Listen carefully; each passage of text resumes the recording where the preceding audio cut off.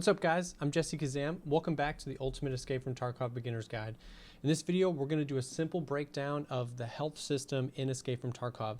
There's a lot here. There's a lot of mechanics that work together in different ways, but having a simple and basic understanding of the general stuff is going to get you a long way and help clear up a lot of confusion and set you up for success going into your raids. So let's go ahead and dive right in.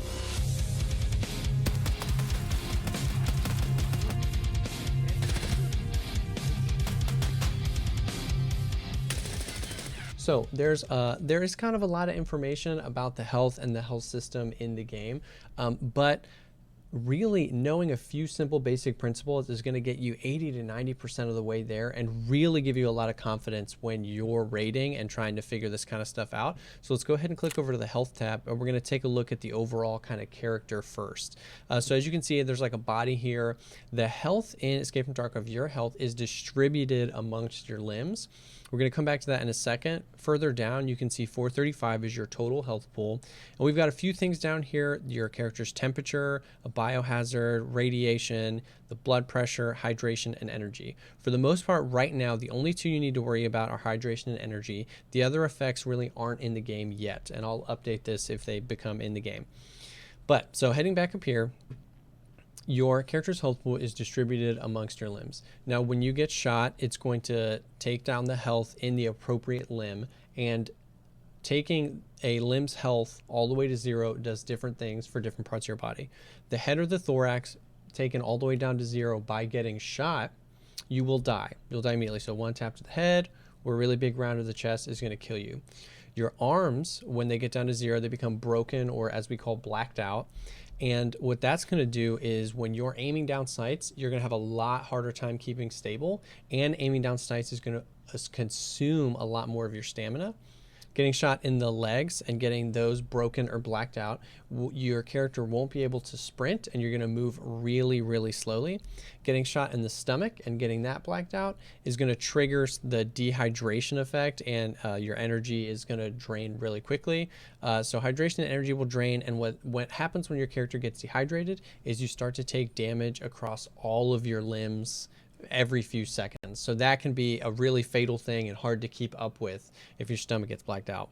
Now, if any of your limbs get broken or blacked out, like arm or leg or anything, and you get shot in that limb again, it's going to distribute the damage that bullet will do to all the remaining limbs. So getting shot in the leg, getting that broken, and continually getting shot there can be devastating, because even if you make it out of that engagement, you're really weak and really crippled.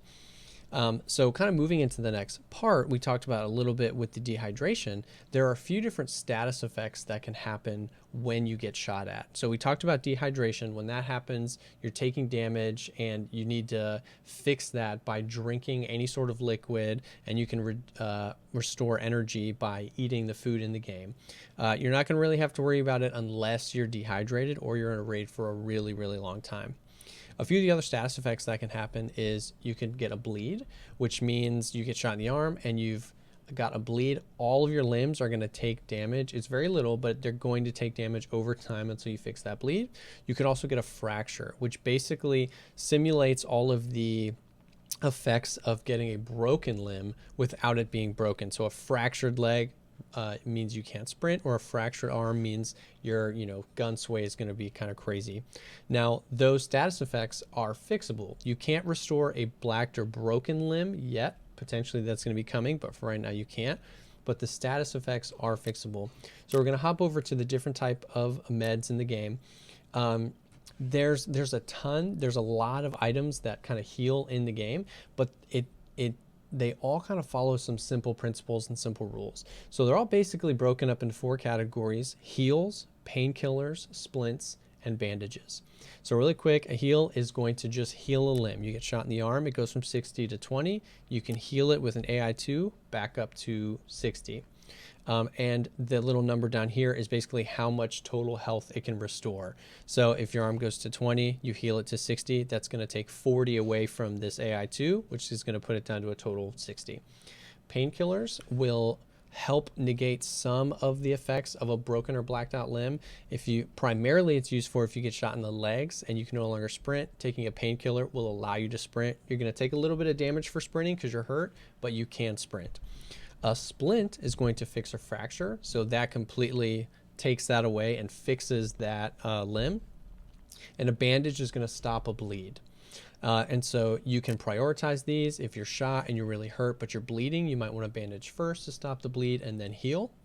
I've got another version of each item down here to show how some of the items really are just a combination of all these different things. So for instance, an IFAK, if we open this up, stops blood loss in addition to HP resource. So it's a bandage and a heal. So you get shot in the arm, you've got a bleed, you just hit the IFAK, it stops the bleed and restores health. The morphine is a painkiller just like the painkillers are, but the morphine, as you can see, the duration, that painkiller is going to last longer, and it takes 1 second less time to apply. So all the different crazy health items in the game really are just a combination of those 4 types of things, and then have different total health pools of themselves and different times of how long it takes to apply something. And so once you start to kind of play the game, you're going to start to find what kind of items you like to bring into a raid. This splint is exactly the same as the other splint, except it takes less time to use and you can use it 5 different times. So instead of taking 5 splints into a raid, you can just bring this in. So you'll start to see items that are all sorts of different sizes as well that have pros and cons. So some healing items have a lot more than 300 of a total health, but they might take up 2 slots as opposed to 1. Some painkillers last a really long time. Some painkillers last a shorter amount of time, but are a lot faster to apply. So you can start to gauge how you like to play, what's going to help you get out of a combat situation really quickly, and then what's going to be more efficient to heal. A lot of people like to bring things like IFAKs, but then also an AI2, because the AI2 takes a little bit quicker to apply, and it's just using health as opposed to also using a bandage if you don't need to use a bandage. I also want to do just a really quick about the stims. These aren't all of them, but there's a few different stimulants in the game. There's probably about 5 or 6 total. And these are kind of pretty unique. They have a lot of pros up front, but then they also have a lot more aggressive cons. So we'll just look at the adrenaline real quick. This takes 2 seconds to apply. It's a painkiller. It increases endurance, strength, your skill of mag drills. You start to heal over time for a little bit. For 60 seconds, most of these, 15 seconds heal over time. But afterwards, some pretty aggressive side effects start to kick in. Energy and hydration recovery fall really, really rapidly, and your stress resistance skill drops pretty dramatically too. So double click on these and just kind of read through what they do. If you find these stimulants, some of them can be really valuable, and they even sell for a pretty good amount too. So I hope this helped kind of break down kind of the health system. I hope that it helped clarify a few basic principles. Obviously, the best way is just going to be playing the game.